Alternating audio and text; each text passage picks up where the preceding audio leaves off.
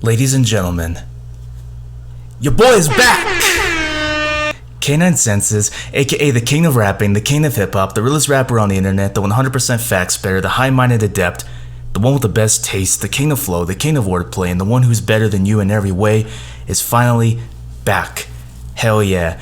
To all my subscribers, I'm sorry that I abandoned you. This year has been a struggle for me, and on top of that, I have been busy getting my EP out and shit. Don't forget to listen to it. The link will be in the description along with my social media, so give this vid a like so you're new, and let's get into the long-awaited, long-overdue, probably the album that had everyone anticipated, including myself, Donda by Kanye West, the 10th studio album from the Chicago rapper and producer. Now, the peak of Kanye's career in terms of commercial success and talent was in 2007 when he released Graduation, without question his best studio album to date. It is a masterpiece, every song slapped, it started well and ended well. It was only a matter of time before he would then release his fourth studio album, 808s and Heartbreak, a project which polarized many fans, myself included, and to be honest, it's a good album. The fact that it was dedicated to his mother that passed away not too long ago before the album was made really brought Kanye's emotional side to the light. My Beautiful Dark Twisted Fantasy is good, but not a masterpiece.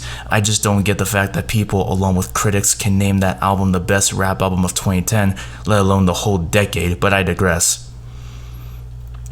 Everything after My Beautiful Dark Twisted Fantasy for Kanye has been nothing short of abysmal. Yeezus is full of a bunch of overproduced garbage. The Life of Pablo was okay, but nowhere near the quality of College Dropout, Late Registration, and Graduation. Ye was underwhelming, and Jesus is King sounded good on paper, but in terms of execution, it was awful.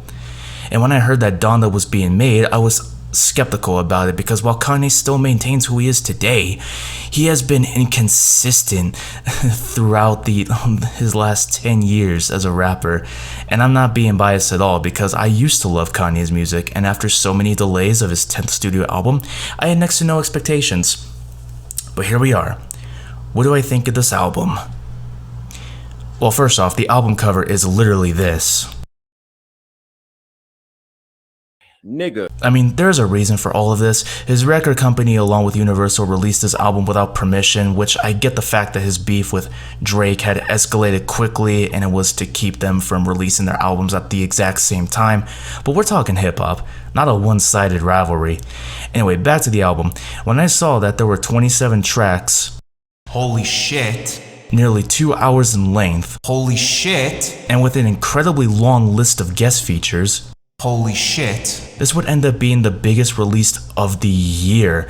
Now, in terms of execution, lyricism, the production, and how the album is structured, you might be surprised when I say this.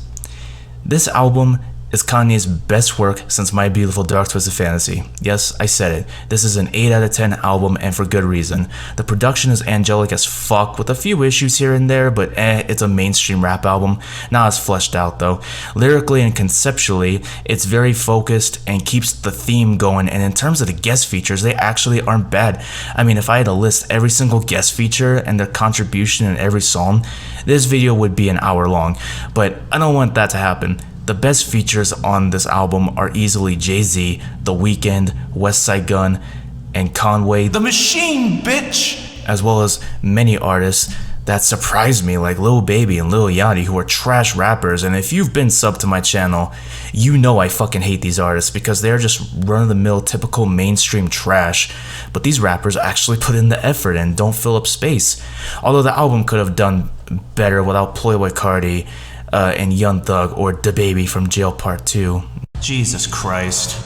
But most of the album was worth the wait. Favorite tracks on here are Hurricane and Jail Part 1. Least favorite tracks, the ones with Playboi Carti and Young Thug, and the one with Travis Scott. Those can be taken off immediately. This may not be the album of the year, but this is the most satisfied I've listened to a Kanye album in a very, very long time. So yeah, this is gonna do it for me. My long-awaited return to YouTube. Once again, my sincere apologies for my absence. I am planning on uploading at least 1 or 2 videos a week, and I'm definitely gonna do a review on Certified Lover Boy by Drake when that comes out. And apparently his album cover leaked, so what does it look like? Fuck me.